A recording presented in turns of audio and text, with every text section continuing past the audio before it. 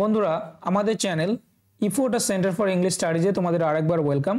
তো তোমরা অনেকেই জানো যে এই চ্যানেলে এখানে আমরা ধারাবাহিকভাবে WBPSC এর ক্লার্কশিপের যে মেন এক্সাম এবং মিসলেনিয়াসের জন্য ডেসক্রিপটিভ ইংলিশের পার্টগুলো নিয়ে ধরে ধরে আলোচনা করছি। তো আজকের আমাদের প্রথম ক্লাস হচ্ছে প্রেসি রাইটিংয়ের উপর। তোমরা অনেকেই বলেছো কমেন্ট বক্সে যে প্রেসি রাইটিং নিয়ে ক্লাস নিয়ে আসার জন্য। তো দেখো আমি কিন্তু প্রথমেই প্র্যাকটিসে যাব না, আজকে তোমাদের যে ক্লাসটা সেটা প্রেসি রাইটিংয়ের কনসেপ্ট এবং কিভাবে প্রেসি রাইটিং করতে হয়। তোমরা অলরেডি হয়তো জানো যে প্রেসি কী করে লিখতে হয়, কিন্তু তবুও আমি তোমাদেরকে বলবো যে আজকের এই ক্লাসটা তোমরা প্রথম থেকে লাস্ট অবধি দেখো, কারণ যদি তোমরা দেখো অনেক কিছু জানতে পারবে এবং আমি তোমাদের জন্য রিসার্চ করে খুব সুন্দরভাবে ক্লাসটা আমি বানিয়েছি, ঠিক আছে, যাতে তোমরা বুঝতে পারো, যাতে তোমাদের মনে থাকে এই জন্য। তো আর একটা কথা বলবো, তোমরা অবশ্যই একটা লাইক দিয়ে যেও। ক্লাসটা যদি তোমাদের ভালো লাগে অবশ্যই একটা লাইক দেবে, আর যারা নতুন তারা সাবস্ক্রাইব করবে। সাবস্ক্রাইব করার পর যদি নোটিফিকেশন পেতে যাও তাহলে বেল আইকন অবশ্যই প্রেস করবে। যদি বেল আইকন প্রেস না করো তাহলে কিন্তু তোমরা রেগুলার নোটিফিকেশন পাবে না। আর পরের ক্লাসগুলোতে আমরা প্রেস রাইটিংয়ের প্র্যাকটিস ক্লাস নিয়ে আসবো, ঠিক আছে। ও তো ট্রান্সলেশনের আমি অনেক কটা ক্লাস দিয়েছি, কেমন লাগছে তোমাদের অবশ্যই একটু জানিও, ওকে।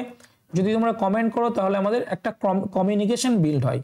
কমিউনিকেশন না হলে ঠিক বোঝা যায় না যে তোমরা কি চাচ্ছ আর আমি ঠিক কি ক্লাস করাচ্ছি, ওকে। তো চলো আমি বেশি কথা বলবো না, ক্লাস লেন্দি হয়ে যাবে, অনেকটা বড় ক্লাস হয়তো এটা হয়ে যাবে। তো তোমরা প্রথম থেকে লাস্ট অবধি অবশ্যই দেখবে ধৈর্য ধরে। দেখো, তো প্রথমে আমি একটা শর্ট ডেফিনেশন তোমাদের দেবো, মানে কি প্রেসি রাইটিংটা কী জিনিস সেই কনসেপ্ট। অবশ্যই আমি ইংলিশে এখানে স্লাইডগুলো বানিয়েছি, ইংলিশে তোমাদের জন্য ক্লাসটা তৈরি করেছি, কিন্তু আমি বাংলাতে সুন্দরভাবে বুঝিয়ে দেবো। দেখো কি a precis is a shortened form. কি একটা শর্ট এন্ড ফর্ম মানে একটা ছোট ফর্ম of the main points of a speech or a written text. It is also called summary writing or summarising.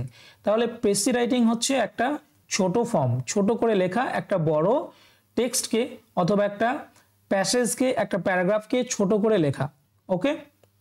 মূল ভাবনা থেকে সরে না গিয়ে নিজের মতো করে লেখা, তাকে বলা হয় প্রেসি রাইটিং।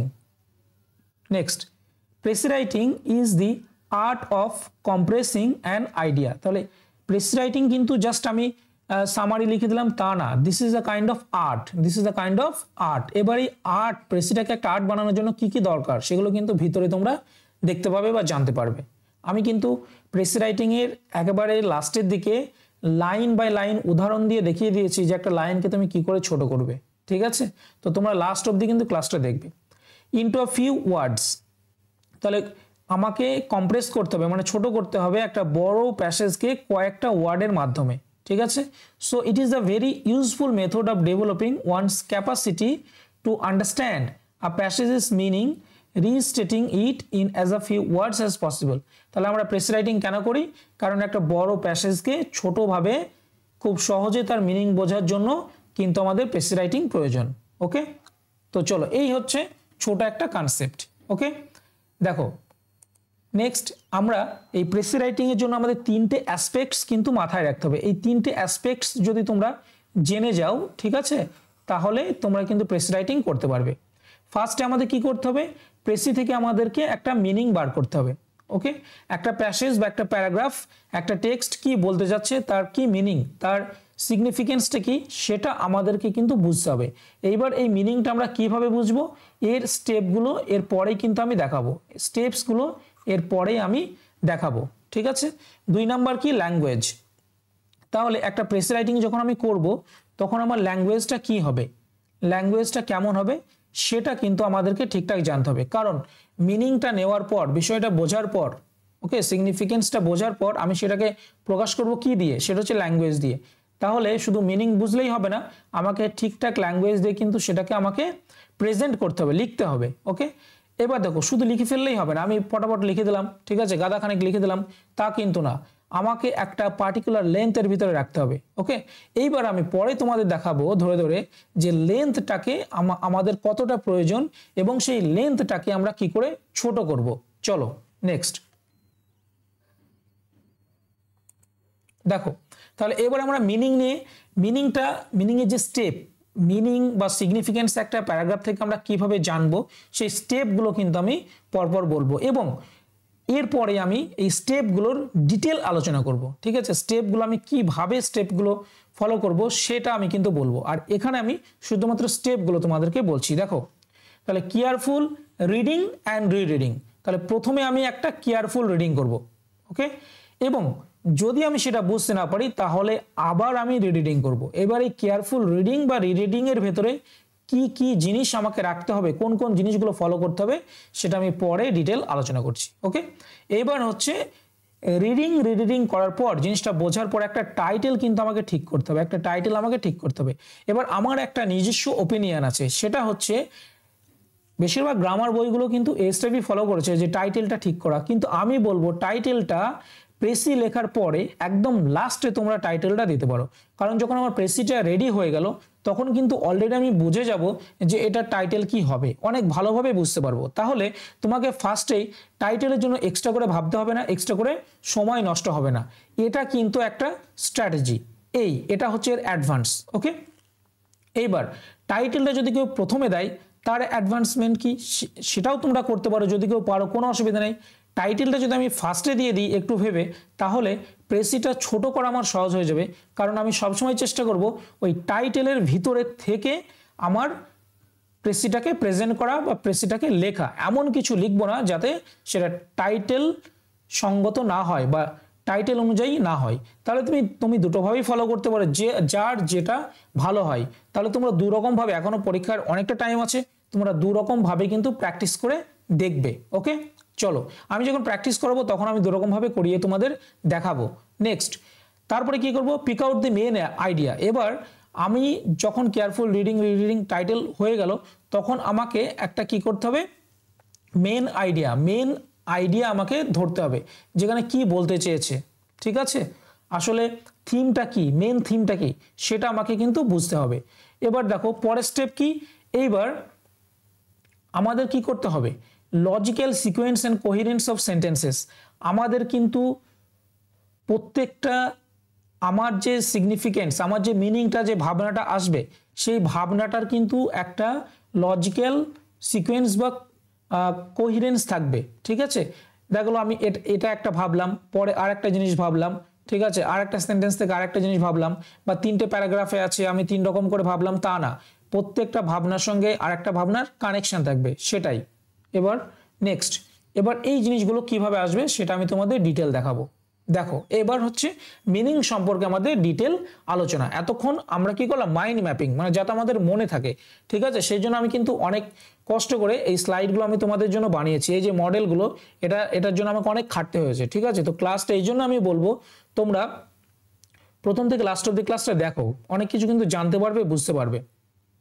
দেখো read the passage carefully and patiently, তাহলে তোমাদের প্যাসেজটা কি করতে হবে, কেয়ারফুলি এবং পেশেন্টলি তোমরা এটা পড়বে কিভাবে। এবং দেখো এটা সাইকোলজিক্যালি তোমাদেরকে আমি বলে দিচ্ছি যে even if you do not understand, এমনকি যদি তুমি বুঝতেও না পারো, কি বুঝতে না পারো, the meaning of few words or expressions, try to grasp central theme of the passage as a whole, not in parts. তাহলে দেখো যখন আমরা একটা প্যারাগ্রাফ পড়ি, ধরো আমি নিজেকে দিয়ে বলি, যদি আমি একটা নতুন প্যারাগ্রাফ পড়ি, ঠিক আছে, একটা প্যাসেজ পড়ি, তো কি হয়, দেখা গেলো একটা সেন্টেন্সে, মনে করো একটা সেন্টেন্সে সেখানে 15টা ওয়ার্ড আছে, 15টা ওয়ার্ডের ভিতরে আমার 10টা ওয়ার্ড জানা, কিংবা মনে করো আমার 7টা ওয়ার্ড জানা, 50-50, ঠিক আছে। এইবার এই যে 7টা ওয়ার্ড জানা নেই, মনে রাখবে যদি আমি 7টা ওয়ার্ড ভালোভাবে জানি, তাহলে সেটা থেকে যদি আমি একটা কনসেপ্ট বিল্ড করতে পারি বা বুঝতে পারি যে এই সেন্টেন্সটা কি বলতে চাচ্ছে, তাহলে বাকি যে ওয়ার্ডগুলোর মানে আমার জানা নেই সেগুলো সম্পর্কে কিন্তু আমার ধারণা হয়ে যায়। ওই জন্য যদি আমি কিছু কিছু ওয়ার্ডের মানে নাও জানি, তাহলে একটা যে প্রেসিড যে প্যারাগ্রাফটা থাকবে সেটা পড়ার সময় কিন্তু ঘাবড়ে গেলে হবে না, ঠিক আছে। তাহলে আমাদেরকে পেশেন্স নিয়ে ধৈর্য ধরে কিন্তু আমাদেরকে সেটা পড়তে হবে এবং বোঝার চেষ্টা করতে হবে যে যে ওয়ার্ডগুলোর মানে আমার জানা নেই, বাকি ওয়ার্ডগুলো থেকে বা পুরো সেন্টেন্সটা থেকে সেগুলোর একটা মানে বা সেন্স বোঝা। ওই জন্য যখন আমরা পড়ব প্যাসেজটাকে, লাস্ট যখন রিডিংটা হবে আমরা পার্ট করে কিন্তু অর্থ বুঝবো না, বরঞ্চ কিভাবে অর্থ বুঝবো, পুরো প্যারাগ্রাফটা পড়ার পর পুরো হোল প্যারাগ্রাফটা কি বলতে যাচ্ছে সেটা সম্পর্কে একটা আইডিয়া কিন্তু আমরা নেব। ঠিক আছে, ধরো মনে করো যদি এমন যদি হয় একটা প্যারাগ্রাফে একটা প্যাসেজে 3টে প্যারাগ্রাফ আছে, ঠিক আছে, একটা প্যাসেজে 3টে প্যারাগ্রাফ আছে, তো 3টে প্যারার কিন্তু আমি আলাদা আলাদা পার্ট পার্ট করে অর্থ বুঝবো না, বরঞ্চ 3টে প্যারাগ্রাফ মিলিয়ে একটা হোল যে প্যাসেজ সেই প্যাসেজটা কি বলতে যাচ্ছে সেটা আমাকে বুঝতে হবে। ওকে, তাহলে এবং দেখো এটা হচ্ছে একটা কম্পিটিটিভ এক্সাম, তোমাদের এটাও বলে দিই এমন প্যাসেজ তোমাদের দেবে না যাতে তোমরা সব ওয়ার্ড জানো, ঠিক আছে, কারণ দেখবে যে তুমি সাইকোলজিক্যালি কতটা স্ট্রং, মেন্টালি কতটা স্ট্রং, সেখানে তুমি এক্সামের হলে কি করে বিষয়গুলোকে তুমি হ্যান্ডেল করছো। ওকে, তো নেক্সট পয়েন্ট দেখো কি আছে এখানে, এবার আছে give the passage A title. তাহলে তোমাদের যেটা বললাম যে তোমরা এবার একটা টাইটেল দিয়ে দিতে পারো রিডিং করার পর, কিংবা আমি যেটা বললাম সেটাও ফলো করতে পারো। If you can do so it would mean that you have understood the meaning of the passage, but if you cannot go through it again to find a word or phrase that will serve as a suitable title, যদি তোমরা প্যাসেজটা title প্রথমে পড়ে যদি করতে না পারো তাহলে তুমি আবার একবার রিডিং করো, আর একবার বোঝার চেষ্টা করো, ঠিক আছে, এবং একটা সুইটেবল ওয়ার্ড, সুইটেবল ফ্রেজেস তোমরা ভাবো যেটা দিয়ে তোমরা টাইটেল বানাতে পারো। ওকে, তো টাইটেল বানানো আমি তোমাদের প্র্যাকটিস ক্লাসে শেখাবো। Next, then pick out the main points. তাহলে এবার তোমাদের কি করতে হবে, মেন পয়েন্টগুলোকে পিক আউট করতে হবে, ঠিক আছে। এইবার আমি তোমাদেরকে একটা জিনিস বলি, যখন তোমরা রিডিং করবে তখন যেগুলো তোমার মেন আইডিয়া বা মেন পয়েন্ট থাকবে সেগুলো নিচে তুমি সঙ্গে সঙ্গে কি করবে, আন্ডারলাইন করে দেবে। মেন আইডিয়া যেটা হবে তোমরা এটা হচ্ছে স্ট্র্যাটেজি 1, তোমরা কি করবে, আন্ডারলাইন করে দেবে। ওকে, নেক্সট, এবার এমন কিছু ওয়ার্ড বা এমন কিছু ফ্রেজ আছে, এমন কিছু পার্ট আছে তোমরা বুঝতে পারছো না ফার্স্ট রিডিং এ, সেটাকে তুমি কি করবে, সার্কেলের ভিতরে রেখে দেবে। ওকে, এমন কিছু ওয়ার্ড, এমন কিছু জায়গা আছে যেগুলো সিগনিফিকেন্ট না কিন্তু লেস সিগনিফিকেন্ট, ঠিক আছে, সেগুলোকে তুমি কি করবে, সেগুলোকে একটু ডাউট আছে সেগুলোকে তুমি দরকার হয় দুটো আন্ডারলাইন করে রাখবে, ঠিক আছে, নিচে। তার মানে তুমি পরের বার যখন রিড করবে তোমার রিড করাটা সহজ হয়ে যাবে। ওকে, এবার এটা আমি একটা স্ট্র্যাটেজি বলে দিলাম এবং তোমরা তোমাদের নিজের মতো করে স্ট্র্যাটেজি বানাতে পারো, অসুবিধা নেই। দেখো এই প্যারাগ্রাফ নর্মালি, আচ্ছা তারপরে কি বলছে, মেন পয়েন্টগুলোকে পিক আউট করতে হবে এবং লিভ আউট ডিটেলস, এবং যেগুলো অত্যন্ত এক্সপ্লেন করা আছে, বর্ণনা করা আছে, এক্সপ্লেন করা আছে, এক্সাম্পল দেওয়া আছে, সেইগুলোকে তোমাকে লিভ করতে হবে, ছেড়ে দিতে হবে। A paragraph normally contains only one idea in the topic sentence. তাহলে এই প্যারাগ্রাফ কি করে, একটা প্যারাগ্রাফ একটা দুটো সেন্টেন্স থাকে যেগুলো মেন আইডিয়াকে কনভে করে, মানে প্রকাশ করে, সেইগুলোকে তোমাকে আন্ডারলাইন করে নিতে হবে। The central idea is one that is related to the title. তাহলে সেন্ট্রাল আইডিয়া কোনগুলো, সেন্ট্রাল আইডিয়া হচ্ছে অবশ্যই সেন্ট্রাল আইডিয়াটা তোমার টাইটেলের সঙ্গে রিলেট থাকবে। তাহলে এখান থেকে তুমি টাইটেল করা শিখে নাও। তুমি একটা প্যাসেজ পড়ে বুঝতে পারলে যে তার সেন্ট্রাল আইডিয়াটা কি, তাহলে তোমার টাইটেলটাও কিন্তু সেন্ট্রাল আইডিয়া রিলেটেড হতে হবে। তাহলে এখান থেকে তুমি জানতে পারলে central idea is related to title. এবার দেখো, the rest in the form of an example and explanation is মিয়ার ডিটেল। তারপরে যেগুলো এক্সাম্পল থাকবে, এক্সপ্লেনেশন থাকবে, সেগুলো শুধুমাত্র ডিটেল, সেগুলোকে আমাকে অ্যাভয়েড করতে হবে। So that can be left out, তাহলে এগুলোকে আমি বাদ দিয়ে দেবো। The process is very much like shifting the grain from the shaft.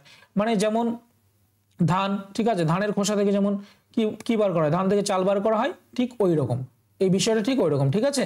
আমাদের বাকি জিনিসগুলো সব ফেলে দিতে হয়, কত কিছু যখন ধানের একটা প্রসেসিং চলে কি করি আমরা, বিচালি ফেলে দিই, খড়কুটোগুলো ফেলে দিই, ঠিক আছে, তারপরে সেটাকে চাল বার করার পর অন্যান্য যে আমরা শ্যাপ বলি সেই গুঁড়োগুলো সেগুলো ফেলে দিই, লাস্টে কি করি, ওই চালটাকে নিই, ঠিক সেরকম। ওকে, এবার দেখো, if you have to make a precis of more than one paragraph, the main point, যদি এই প্রেসিসে একের বেশি প্যারাগ্রাফ থাকে, যেটা আমি আগে বলছিলাম, the main points content in each paragraph should be picked out. তাহলে প্রত্যেকটা প্যারাগ্রাফ থেকে যে মেন পয়েন্ট সেগুলোকে আমাকে পিকড আপ করতে হবে, মানে সেটাকে আমাকে বুঝে নিতে হবে।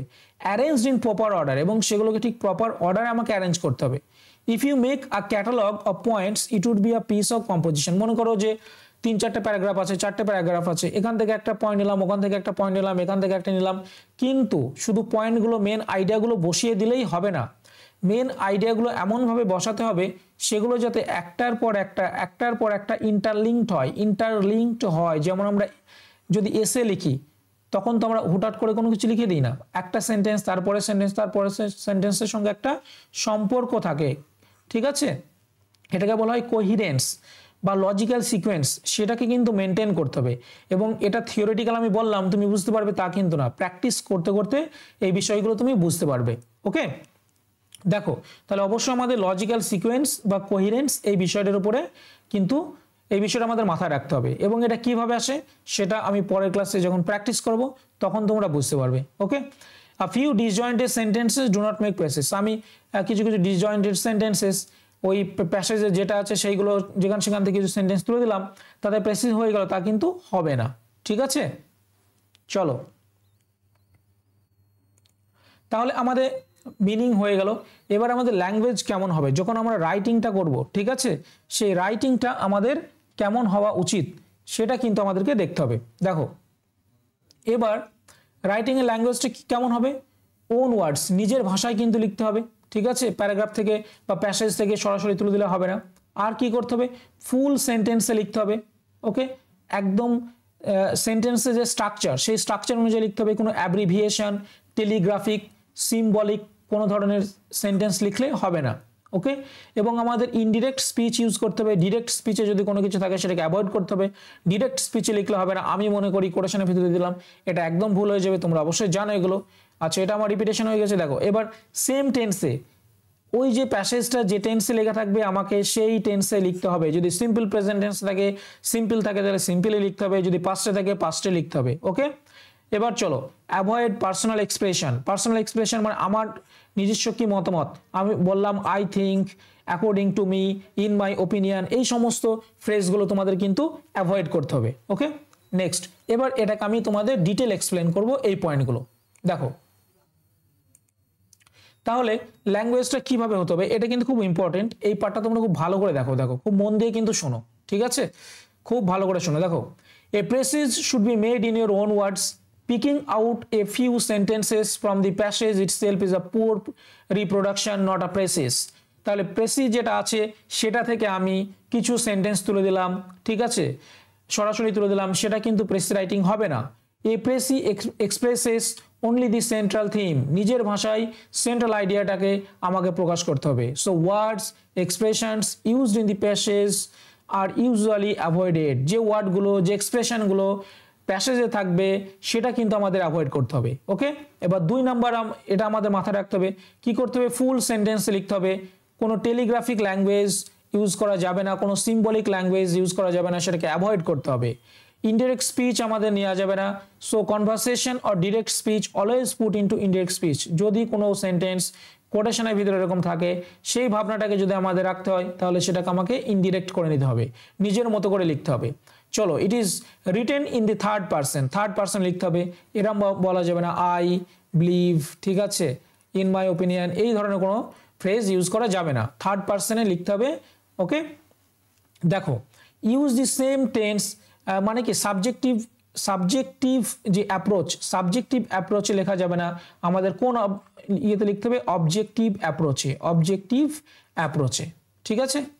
এবার use the same tense as in the passage, যেটা একটু আগে বললাম। Avoid expressions like in my opinion, I think, believe, etcetera, এগুলো আমাদেরকে বাদ দিতে হবে। ওকে, দেখো পার্সোনাল ভিউজ সেটাকে বাদ দিতে হবে। এবার দেখো অ্যাভয়েড কোটেশন, যদি কোনো কোটেশন থাকে সেটাকে আমাদেরকে ছেড়ে দিতে হবে বা নিজের মতো করে ভাবটা লিখতে হবে। নেক্সট, এবার কি কি অ্যাভয়েড করতে হবে।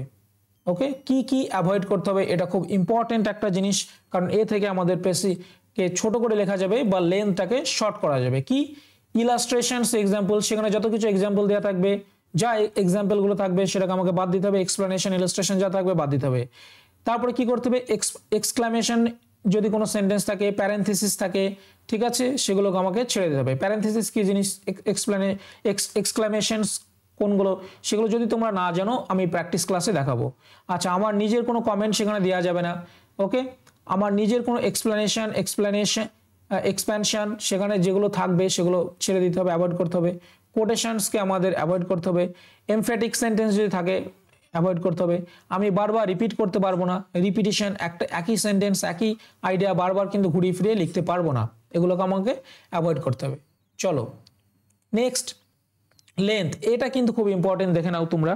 লেন্থ আমি বললাম যে ছোট করব, কিন্তু কি করে করব, এই যে অ্যাভয়েডের কথাগুলো বললাম, তাহলে দেখো এটা কিন্তু ইম্পর্টেন্ট, বলছে এখানে কি করতে হবে, 1/3 of the length of the passage, 1/3, ঠিক আছে, 3 ভাগের 1 ভাগ রাখতে হবে। কিসের 1 ভাগ রাখতে হবে, সেন্টেন্সের না কিসের, 1/3 অফ নাম্বার অফ ওয়ার্ডস, ঠিক আছে, and not in third of number of sentence.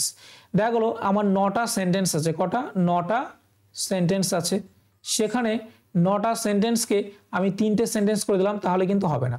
ওকে, মনে করো এই 9টা সেন্টেন্সে যদি তোমার ধরো মনে করো এখানে 9টা ওয়ার্ড আছে, 9টা সেন্টেন্স বলছি, যদি কোনো ইয়েতে মনে করো 9টা ওয়ার্ড আছে, এবার 9টা ওয়ার্ডকে আমাকে 3টে ওয়ার্ড করতে হবে, এটাই হচ্ছে প্রেসের ইয়ে। সেন্টেন্সের 1/3 করলে হবে না, ওয়ার্ডের 1/3 করতে হবে। এবার দেখো হাউ টু রিডিউস লেন্থ, তাহলে কি করতে হবে, অ্যাভয়েড ইলাস্ট্রেশনস এক্সাম্পলস, সেগুলো আমাকে বাদ দিতে হবে। Avoid all exclamations, expletives, comment clauses, parenthesis, okay, যেমন well, you see, you know, to tell you frankly et cetera, এই ধরনের ওয়ার্ডগুলো বাদ দিতে হবে। Avoid explanations or expansion, a precis is the exact opposite of expansion, মানে যেগুলো ব্যাখ্যা করা আছে, বাড়িয়ে বলা আছে, সেগুলোকে ছাড়তে হবে। অ্যাভয়েড ইউর কমেন্টস, আমার নিজস্ব কমেন্ট বা ভিউ, সেগুলো বাদ দিতে হবে। Okay, avoid quotations, avoid emphatic sentence. এবার নেক্সট দেখো, পরে আমি তোমাদের লাস্টের দিকে সেন্টেন্সের উদাহরণ দিয়ে কিন্তু এগুলো আমি দেখিয়ে দেব। আর কি, অ্যাভয়েড রিপিটেশনস। এবার দেখো, তাহলে এইবার আমি সেন্টেন্সে ঢুকছি, কিভাবে আমাদের এগুলো দেখাতে হবে।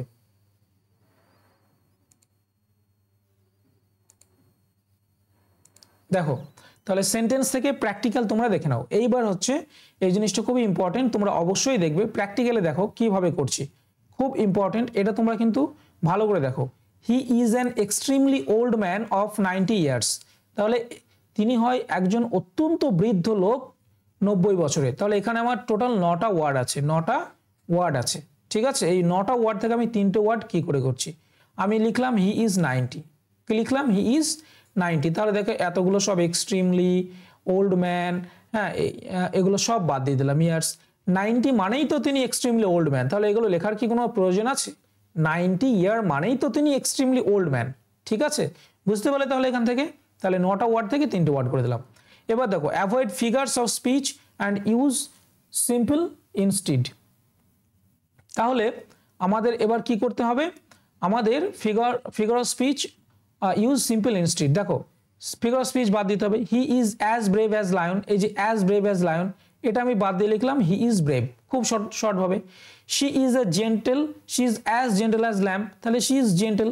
ওকে, জেন্টেল মানে কি, সে ল্যামের মতোই জেন্টেল, জেন্টেল ল্যাম্ব সাধারণত জেন্টেলই হয়, তো জেন্টেল, শুধু জেন্টেল লিখে দিলাম।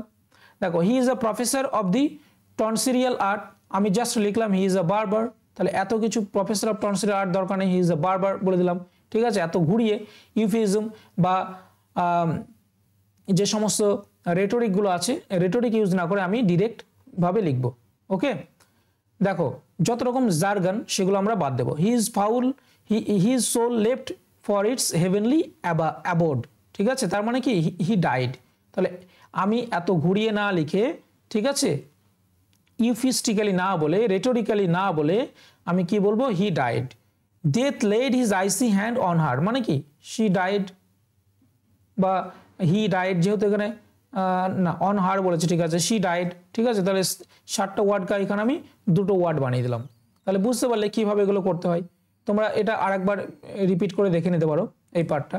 তারপর দেখো, ভিডিও লেন্দি হয়ে যাবে, ওই জন্য আমাকে একটু তাড়াতাড়ি বলতে হচ্ছে।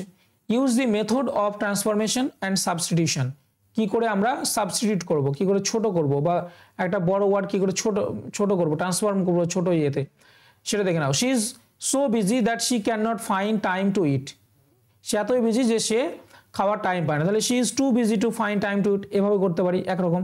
কিংবা লিখতে পারি she is very busy, she is very busy. Okay, খুব ছোটোভাবে লিখে দিলাম। তাহলে 11টা ওয়ার্ডকে আমি 9টা করলাম, কিংবা তারপরে 4টেও করতে পারি।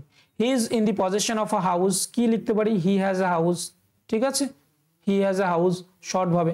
This is a chair that has not got any arms, তাহলে দেখো কত কিছু লিখেছে এখানে। আমি এখানে কিভাবে লিখবো, this is a chair without arms that has not got any arms, সেটা বাদ দিয়ে জাস্ট লিখে দিলাম উইদাউট, হয়ে গেল। এতগুলো ওয়ার্ডের পরিবর্তে একটা ওয়ার্ড উইদাউটে কমপ্লিট, দেখো a house whose walls are made of glass looks lovely, কীভাবে লিখবো? A house with glass walls looks lovely, হয়ে গেল। It is like that it will rain tonight, তার মানে কি it may rain tonight, খুব সহজভাবে 8টা ওয়ার্ডকে আমি 4টে ওয়ার্ড করে দিলাম। এবার দেখো use a single word or group of words. He is a person who looks at the bright side of a thing, তাহলে এত বড় একটা ক্লজকে আমি কি করে ছোট করব? হি ইজ অ্যান অপটিমিস্ট, খুব সহজে বলে দিলাম হি ইজ অ্যান অপটিমিস্ট। 13টা ওয়ার্ড হয়ে গেল, 4টে word. We want a government of the people for the people by the people, তার মানে কি? তার মানে আমরা কি বলতে যাচ্ছি? তার মানে বলতে যাচ্ছি উই ওয়ান্ট ডেমোক্রেসি। ঠিক আছে, তাহলে এই হয়ে গেল। Thank you. তো আজকের ক্লাসটা এতটাই ছিল প্রেসি।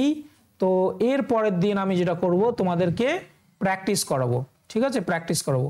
অবশ্যই তোমরা সাবস্ক্রাইব করো, লাইক করো, কমেন্ট অবশ্যই করবে, আর যদি তোমাদের ভালো লাগে একটু তোমরা শেয়ার করে দিও। ঠিক আছে, আমরা যাতে অনেক বেশি স্টুডেন্টদের কাছে রিচ করতে পারি।